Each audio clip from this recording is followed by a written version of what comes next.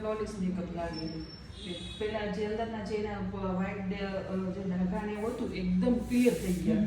પેલા એક મેકઅપ આનો જોયેલો હતો એમાં અંદરથી બેઝ દેખાતો હતો અને તમારામાં એકદમ નેચરલી બેઝ લાગે. નેચરલ લાગે. મેં ફર્સ્ટ તમે જે બેઝ કરાવ્યો ને એમાં શું થયું કે એટલે મેં તમને કીધું કે આ રીતે કરશો ને તો તમારો જે પોઈન્ટ છે ને ક્લિયર થઈ લેયર જશે. એકદમ ઓછા ઓછા લેયર્સમાં. હા, હજી પણ લેયર્સ ઓછા કરી શકીએ આપણે આનાથી પણ કે જે બેઝ છે ને એ એકદમ લાઇટ રાખવાનો હંમેશા, બરાબર? એટલે ઓવર ના થાય. હજી અડધી કલાક જશે ને એટલે એકદમ સાફ થઈ જશે. અને બધે મારું મેકઅપ શું થાય ગ્રે છે.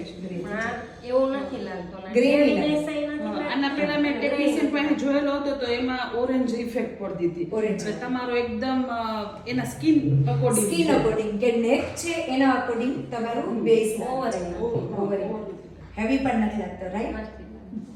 થઈ ગયો તો એ ખબર નથી પડી આમ એકદમ સોફ્ટ. સોફ્ટ લાગે છે. અને નજીકથી પણ સરસ લાગે. હા, બાકી એ નજીકથી મેકઅપ ઘણા નથી જોવા ગમતા અને આ વિટીલિગો સ્કિનમાં તો સાવ ના જોવા ગમે. કે આ શું દીકરીનો ગમે? મેં પહેલા મેકઅપ જોયેલો હતો એક ટેકનિશિયન પાસે હા. પણ એમાં ઇફેક્ટ ઓરેન્જ પડતી. તમારામાં એ ઓરેન્જ નીચેનો લેયર નથી હા. દેખાતો. અને ઇન્સ્ટન્ટ શું થાય ગ્રે થઈ જાય. ગ્રે થઈ જાય.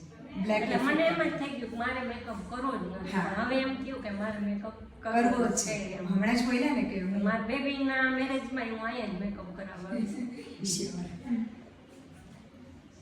જો ધીમે ધીમે